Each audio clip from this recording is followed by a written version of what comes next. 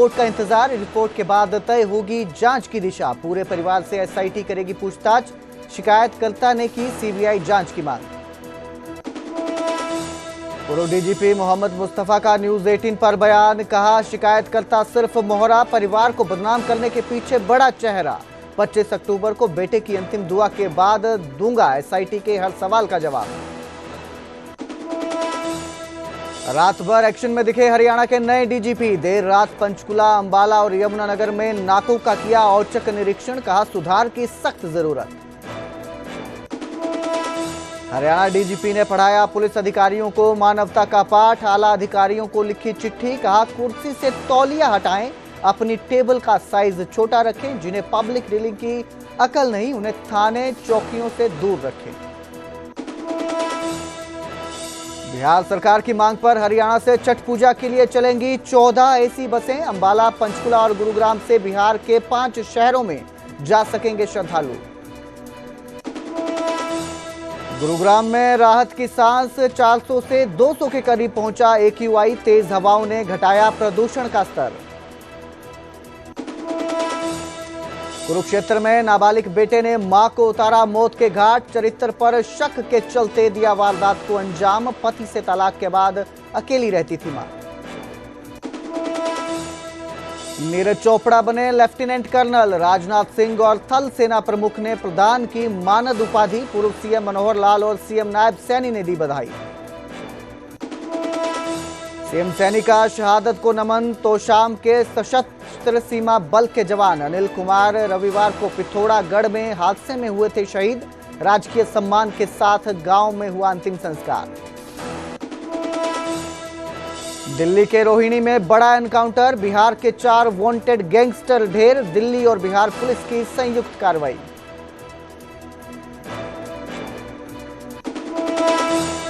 Headlines के प्रायोजक पतंजलि गाय का घी, मां का भरोसा, प्यार से परोसा।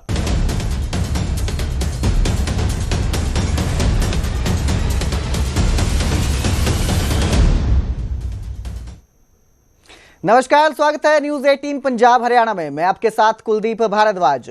हरियाणा प्राइम की शुरुआत करेंगे डीजीपी के एक्शन के साथ। हरियाणा के नए डीजीपी ओपी सिंह देर रात यमुनानगर के कालानौर पहुंचे, जहां उन्होंने नाकों और ट्रैफिक व्यवस्था का जायजा लिया। इस मौके पर ओपी सिंह करीब आधे घंटे तक वहां मौजूद रहे और अधिकारियों को सुरक्षा व्यवस्था को लेकर जरूरी दिशा निर्देश दिए। काबिले गौर है कि डीजीपी शत्रुजीत कपूर को छुट्टी पर भेजने के बाद ओपी सिंह को हरियाणा के डीजीपी का अतिरिक्त चार्ज दिया गया है और इसी के चलते उन्होंने औचक निरीक्षण किया। यमुनानगर के कालानौर पहुंचे, वहां पर नाकों का औचक निरीक्षण किया। सुरक्षा व्यवस्था की जो भी तैयारियां हैं उनका जायजा लिया। इसके साथ ही अधिकारियों को भी दिशा निर्देश दिए और कहा कि अधिकारियों को सुरक्षा व्यवस्था को दुरुस्त करने की सख्त जरूरत है। तो डीजीपी शत्रुजीत कपूर को छुट्टी पर भेजने के बाद ओपी सिंह को हरियाणा के अतिरिक्त डीजीपी का चार्ज दिया गया है। उन्होंने कार्यभार संभालते ही एक्शन दिखाना शुरू कर दिया है और एक बार फिर वो एक्शन में नजर आए। यमुनानगर के कालानौर पहुंचे, औचक निरीक्षण किया, नाकों पर गए, सुरक्षा व्यवस्था का जायजा लिया। गाड़ी मूवमेंट्स कर रही है अपनी 100 गाड़ी चल रही है, उसमें कौन सी कितनों की है? हमारा कहना है बिल्कुल साफ। जी सर, ये मेट्रो रेल वाला सिस्टम नहीं चलेगा। ब्लू लाइन में तो क्रिमिनल्स चल रहे हैं, येलो लाइन में पुलिस चल रही है। दोनों का आपस में कोई आमना सामना हो ही नहीं रहा। हम तो कहते हैं रेल की एक पटरी है, अगर वो इधर से आ रहे हैं तो आप इधर से आओ जी। ठीक है, थैंक यू सर। तो वहीं डीजीपी ओपी सिंह ने सभी पुलिस अधिकारियों को एक संदेश भी दिया है और कहा कि थानों में कुर्सी पर से अपना तौलिया हटा लें। जैसी कुर्सी एसएचओ की वैसी ही सामने वाले की भी होनी चाहिए, ये डीजीपी ने संदेश दिया है। उन्होंने कहा कि सरकारी दफ्तर जनता के पैसों से बने हैं। पुलिस को जनता की सेवा भावना रखनी चाहिए। पब्लिक डीलिंग को फाइन आर्ट समझना चाहिए। ऑफिस में टेबल और कुर्सी समान होनी चाहिए। विजिटर्स के लिए अलग रूम और सुविधा जरूरी है। विजिटर रूम में साहित्य और चाय पानी की व्यवस्था भी होनी चाहिए। डीजीपी ने कहा कि जनता की शिकायतें सुने अधिकारी और समाधान करें। हर शिकायत पर 1 सप्ताह में कार्यवाही सुनिश्चित हो। जो पब्लिक डीलिंग नहीं समझे उन्हें फील्ड से हटाया जाए। तो डीजीपी ने यह संदेश दिया है। सभी आला अधिकारी जो हैं उनके लिए ये डीजीपी का संदेश है और कहा कि जो कुर्सी एसएचओ की रहेगी, अधिकारियों की रहेगी, वैसी ही कुर्सी सामने वाले यानी कि शिकायतकर्ता की भी होनी चाहिए। जनता के पैसे से ही दफ्तर बना है, हर शिकायत पर एक सप्ताह में कार्यवाही सुनिश्चित होनी चाहिए।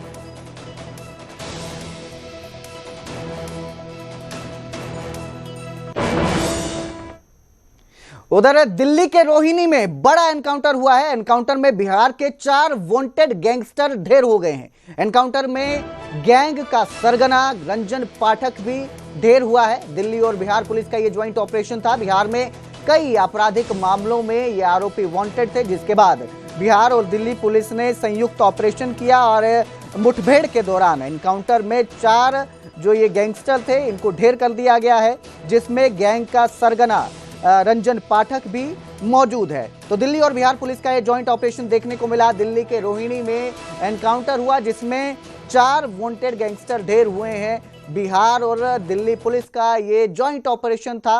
मुठभेड़ के दौरान 4 गैंगस्टर ढेर हुए, जिनमें गैंग का सरगना रंजन पाठक भी शामिल है।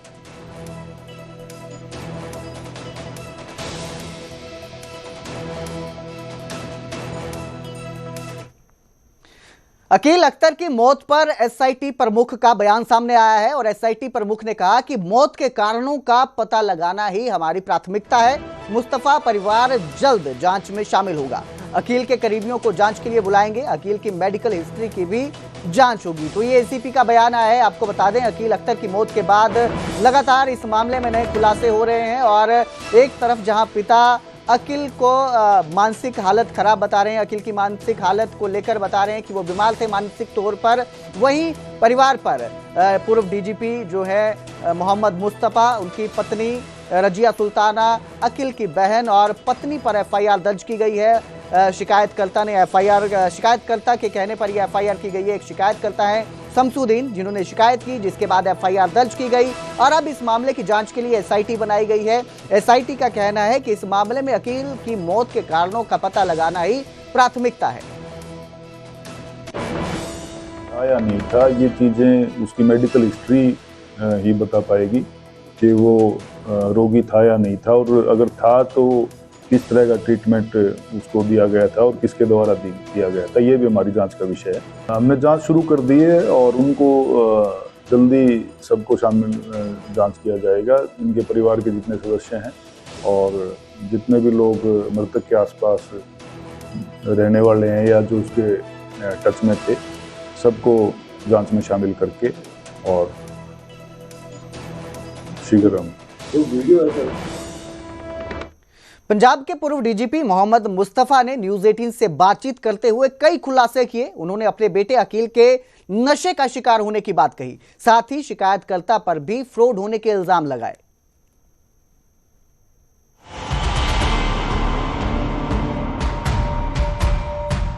पंजाब के पूर्व डीजीपी मोहम्मद मुस्तफा अपने बेटे की मौत के मामले में घिरे हुए हैं। पंचकुला पुलिस ने उनके सहित परिवार के अन्य सदस्यों के खिलाफ कत्ल का मामला दर्ज किया है। इस बीच उन्होंने न्यूज 18 के साथ खास बातचीत की, जिसमें उन्होंने कई सनसनीखेज खुलासे किए कि उनका बेटा अकील अख्तर मानसिक तौर पर परेशान था। 2006 से लेकर साल 2018 तक नशे का शिकार रहा। हर बाप बच्चे में कितनी भी कमी है उनको दबाता है कि दुनिया के प्लेटफॉर्म पे लेके आता है, दबाता है ना, छिपाता है। ठीक है। जहां तक मेरे घर में छिपाना 100% मुमकिन नहीं था, चूंकि मेरे घर में 50 लोग होते हैं, सिक्योरिटी वाले होते हैं, काम करने वाले होते हैं, मिलने वाले होते हैं, तो वो सबको पता होता है। लेकिन बाप अपने मुंह से कभी नहीं कहता मेरा बच्चा बुरा है। ठीक है। मेरा बच्चा 2006 से लेके 2025 तक शिकार था, नशे का शिकार था। पुलिस ने शमसुद्दीन नाम के शख्स की शिकायत पर एफआईआर की है, जिसको मोहम्मद मुस्तफा ने फ्रॉड बताया और उसके बारे में आपत्तिजनक टिप्पणी भी की। This is a dirty politics. जो शमसुद्दीन है ना, उसकी शक्ल देखी आपने? शक्ल देखी उसकी? मेरे घर में अकील ने कुत्ता पाल रखा था, पिटबुल उसकी नस्ल है, तो मुझे उसकी शक्ल बिल्कुल उससे मिलती है। इसलिए तो इसको तो टुकड़ा डाल ले कोई, आप मैं उसको 2000 रुपए दूंगा, आपके खिलाफ वीडियो बनवा देता हूँ। न्यूज 18 के साथ बातचीत आगे बढ़ी तो उन्होंने कहा कि वो विक्टिम कार्ड खेलने की जगह इस मामले का डटकर सामना करेगी। उन्होंने कई लीडरों की मदद लेने से भी इनकार किया और अपनी लड़ाई खुद लड़ने की बात कही। मैं एक सिपाही हूँ देश का जी। मैं विक्टिम कार्ड जिंदगी में न कभी खेला न खेलूंगा। मैं तो जंग लड़ना जानता हूँ।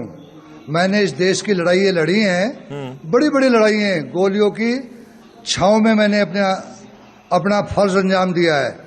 ये नहीं है, मैं किसी से माफी नहीं मांग रहा हूँ जी। मैं गुहार नहीं लगा रहा हूँ कि मेरी मदद करो। बहुत लोगों के, बहुत अफसरों के फोन आ रहे, कोई पुलिस में मदद करें। अल्लाह गवाह है, पब्लिकली मैं आपके थ्रू बताना चाहता हूँ, बहुत बड़े बड़े लीडर्स के फोन आ रहे हैं।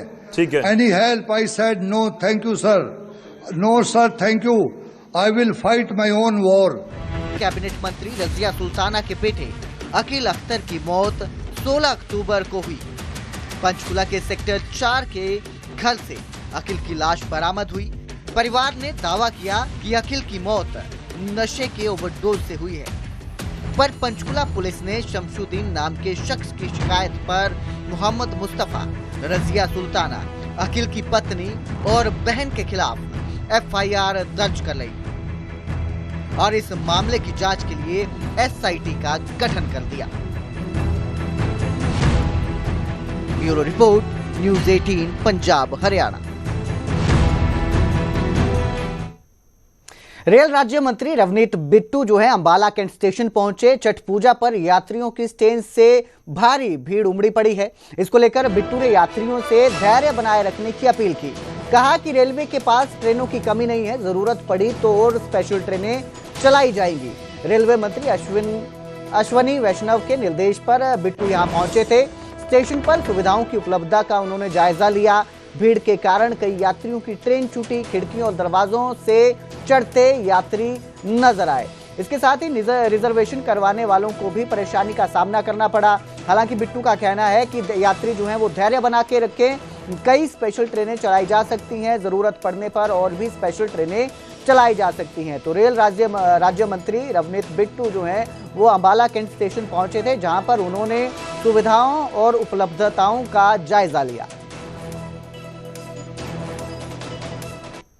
किलोमीटर के 10-10 पूरी ट्रेन्स खड़ी हैं, भी जब जरूरत पड़ेगी वो काम में लाई जाएंगी। इसलिए मैं विश्वास करूं मेरी इस बात का, ये एक बनी हुई मिथ है, ये बनी हुई चीज है, बिल्कुल भी ऐसी नहीं है। हमारे पास प्रॉपर 12,000 की बात की थी, 12,000 हमारे पास ट्रेन्स है और कोई भी जरूरत पड़ेगी छठ पूजा के लिए और लोगों के लिए कोई कमी नहीं आने देंगे, मेरा विश्वास करो आप। ये 3 दिन है और 3 दिन में आपका बहुत सहयोग चाहिए, क्योंकि लोगों तक बात पहुंचे, भी कोई कमी नहीं है। हरियाणा में छठ पूजा पर श्रद्धालुओं को बड़ी राहत मिलेगी। हरियाणा से बिहार तक एसी बस सेवा शुरू की गई है। परिवहन मंत्री अनिल विज ने इसकी जानकारी दी और कहा कि बिहार के 5 जिलों के लिए एसी बसें चलेंगी। बेगूसराय, पूर्णिया, मधुबनी, पटना और गया के लिए ये बसें चलेंगी। तो ये बसें चलाई जा रही हैं। 5 जो जिले हैं उनके लिए ये बसें चलेंगी। हरियाणा सरकार ने बिहार सरकार के अनुरोध पर यह फैसला लिया। लंबे रूट को देखते हुए एसी बसें लगाई गई है। अनिल विज ने यह कहा है कि यात्रियों की सुविधा और सुरक्षा को प्राथमिकता दी गई है। अंबाला, पानीपत और गुरुग्राम से ये बसें रवाना होगी। हरियाणा सरकार जनहित में निरंतर काम कर रही है। बिहार सरकार की मांग पर हरियाणा से छठ पूजा के लिए 14 बसें चलेंगी, एसी बसें चलेंगी। अंबाला, पंचकुला और गुरुग्राम से बिहार के 5 शहरों में श्रद्धालु जा सकेंगे। तो ये हरियाणा सरकार की तरफ से बसें चलाई जा रही हैं। छठ पूजा को देखते हुए ये फैसला लिया गया है ताकि जो श्रद्धालु हैं, जो यात्री हैं, उन्हें किसी तरह की असुविधा ना हो। उनकी सुविधा का ख्याल रखते हुए 14 ऐसी बसें जो हैं वो 5 शहरों के लिए चलेंगी, जिसमें बेगूसराय, पूर्णिया, मधुबनी, पटना और गया शामिल है। यहाँ ये बसें जाएंगी। हमें बिहार सरकार की पत्र आया था कि हरियाणा से बहुत बड़ी संख्या में बिहारी लोग छठ पूजा पर खास तौर से और वैसे भी बिहार जाना चाहते हैं, तो उनके लिए हरियाणा से बिहार तक की बसें चलाई। हमने उनकी बात को स्वीकार कर लिया है और हमने बसें चला दी हैं और बसें चलनी शुरू हो गई। एसी बसें चलाई गई है इसके लिए?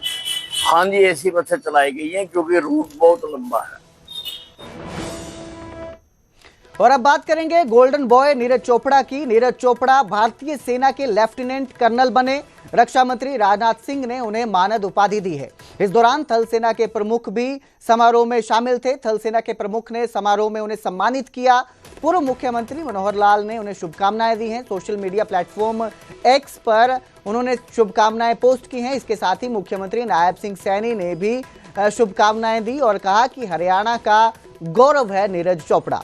रक्षा मंत्री और थल सेना अध्यक्ष की मौजूदगी में नीरज को लेफ्टिनेंट कर्नल की मानद उपाधि दी गई है। नीरज इस दौरान सेना की वर्दी में नजर आए। नीरज ने खेल के मैदान में जो कमाल किया है उसके लिए उन्हें 16 अप्रैल 2025 को भारत के राष्ट्रपति ने टेरिटोरियल आर्मी में मानद कमीशन दिया था और अब उन्हें लेफ्टिनेंट कर्नल की मानद उपाधि दी गई है। रक्षा मंत्री राजनाथ सिंह ने यह मानद उपाधि दी। थल सेना प्रमुख ने समारोह में उन्हें सम्मानित किया और नीरज चोपड़ा इस दौरान सेना की वर्दी में नजर आए।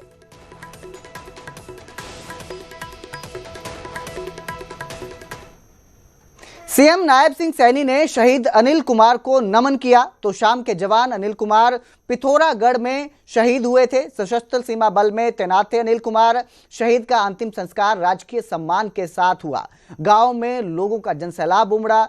उन्हें नम आंखों से सबने अंतिम विदाई दी। तो मुख्यमंत्री नायब सिंह सैनी ने ट्वीट कर उनकी शहादत को नमन किया। मुख्यमंत्री ने ट्वीट किया और ट्वीट कर कहा कि पिथौरागढ़ में देश सेवा के दौरान खरखड़ी माखवान भिवानी के वीर सपूत अनिल कुमार के शहीद होने का समाचार अत्यंत दुखद और हृदय विदारक है। मैं उनकी वीरता और बलिदान को शत शत नमन करता हूं। इस कठिन समय में हम सब शहीद के परिजनों के साथ खड़े हैं। प्रभु से प्रार्थना है कि उन्हें इस अपार दुख को सहन करने की शक्ति प्रदान करे। तो मुख्यमंत्री नायब सिंह सैनी ने शहीद की शहादत को नमन किया।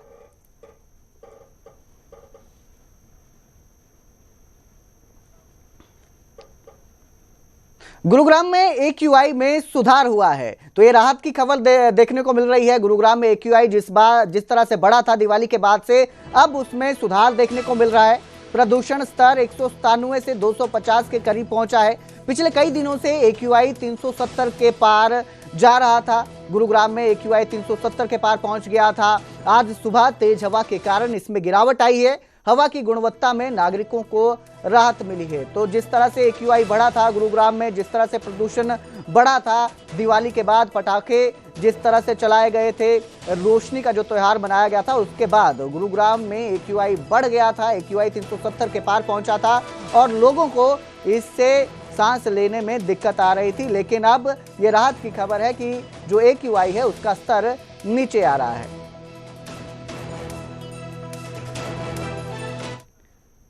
और अब जिक्र करेंगे कुरुक्षेत्र का, जहां नाबालिग बेटे ने मां की कुल्हाड़ी से वार कर हत्या कर दी। अकेले घर में मां रहती थी, तलाकशुदा महिला थी, अकेली घर में रहती थी। वारदात के बाद आरोपी बेटा मौके से फरार हो गया है। पड़ोसी की सूचना पर पुलिस मौके पर पहुंची। पुलिस ने शव को पोस्टमार्टम के लिए भिजवाया है। आरोपी बेटा मां के चरित्र पर शक करता था, जिसके चलते उसने गुस्से में आकर मां के सिर पर कुल्हाड़ी से कई वार किए। जानकारी के मुताबिक जो आरोपी बेटा है, नाबालिग जो बेटा है, वो 11वीं क्लास का छात्र है। फिलहाल पुलिस ने FIR दर्ज कर इस पूरे मामले की जांच शुरू की है। तो बेटे ने अपनी मां का कत्ल किया। नाबालिग बेटे ने कुल्हाड़ी से मां के सिर पर कई वार कर उसे मौत के घाट उतार दिया। देर रात हमारे को इन्फॉर्मेशन मिली थी कि लूडा गांव में ना एक लेडीज का कत्ल हुआ है। तो हमारी इन्फॉर्मेशन पे पुलिस पार्टी वहाँ गई, तो वहाँ जाके पता किया तो एक लड़के ने ही अपनी मदर का मर्डर किया है और वो उसके फादर और मदर दोनों अलग अलग रह रहे हैं काफ़ी दिनों से। उनका फैमिली डिस्प्यूट है। तो इस संबंध में हमने उसमें FIR दर्ज कर दी है और जो उसकी डेड बॉडी है उसको पोस्टमार्टम के लिए सिविल हॉस्पिटल कुरुक्षेत्र भेज दिया। नूंह जिले के होडल नगीना रोड पर गांव लाहबास के पास एक नशे में धुत ड्राइवर ने तेज रफ्तार में गाड़ी चलाकर भयंकर हादसा कर दिया। कार अनियंत्रित होकर गांव के स्वागत बोर्ड से जा टकराई, जिससे बोर्ड टूटकर सड़क पर गिर गया और कार खेतों में पलट गई। हादसा इतना जोरदार था कि दोनों एयरबैग खुल गए और ड्राइवर की जान बच गई। ये गनीमत रही। इस हादसे में ड्राइवर को किसी तरह का नुकसान नहीं पहुंचा। कोई अन्य वाहन भी उस समय सड़क पर मौजूद नहीं था, वरना बड़ा हादसा हो सकता था। सूचना के बाद मौके पर पुलिस पहुंची, टूटे बोर्ड को वहां से हटवाया और जाम को खुलवाया गया। आरोपी ड्राइवर जो है वो नशे में बताया जा रहा है, जिसने तेज रफ्तार में गाड़ी चलाकर सीधा वेलकम बोर्ड जो होता है उस पर दे मारी। वेलकम बोर्ड से गाड़ी टकराई और जो वेलकम बोर्ड है वो भी इस हादसे में सड़क पर गिर गया।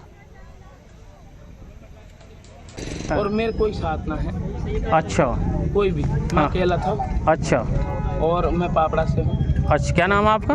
फाजिल हुसैन है। फाजिल हुसैन। फाजिल हुसैन। अच्छा अच्छा अच्छा। कहाँ से आप कहाँ से रहते हैं? आप कहाँ से रहते हैं? आप कहाँ आ रहा था? पिनंगवा से। जा कहाँ रहते हैं? पापड़ा से। अच्छा, ये मैं सही हूँ लेकिन थोड़ी स्मित लगी है बस। ये गाड़ी से हुआ है और पिनंगवाक साइड से कोई गाड़ी आ रही थी और वो काफ़ी स्पीड से थी। उसके पास में कंट्रोल नहीं हो पाई गाड़ी, उसने बोर्ड में टक्कर मार दी। और ये इस तरीके से रोल लिया गया है जैसे फिल्मों में रोल लिया जाता है ना, वही कंडीशन है इसकी। और वो आप कंडीशन इसकी भी देख सकते हो और गाड़ी की भी देख सकते हो। अच्छा, किसी को चोट वोट तो नहीं आई है?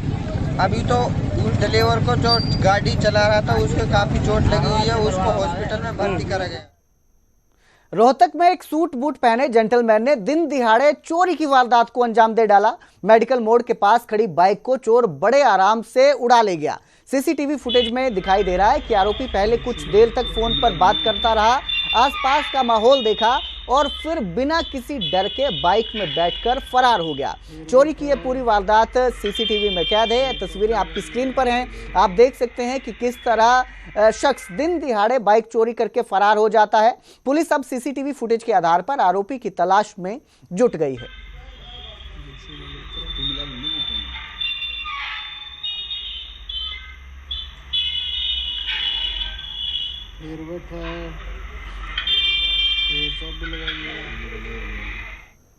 हरियाणा प्राइम में फिलहाल इतना ही। बाकी की खबरों के लिए देखते रहिए न्यूज़ 18 पंजाब हरियाणा।